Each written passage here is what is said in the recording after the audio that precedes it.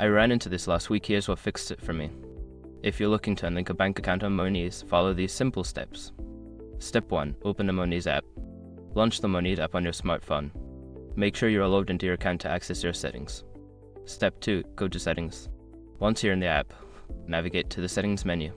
This is usually represented by a gear icon in the upper right corner of the home screen. Step 3. Select Bank Accounts. In the Settings menu, find and select the option labeled Bank Accounts. This will show you a list of all the bank accounts linked to your Monese account. Step 4. Choose the account to unlink. From the list of linked accounts, tap on the account you wish to unlink. This will open the account details. Be careful to select the correct account, as this action cannot be undone easily. Step 5. Tap Unlink Account. Finally, look for the Unlink Account button at the bottom of the account details page. Confirm your choice when prompted to complete the process. Now you're all set. Unlinking a bank account on Monese is straightforward once you know where to look.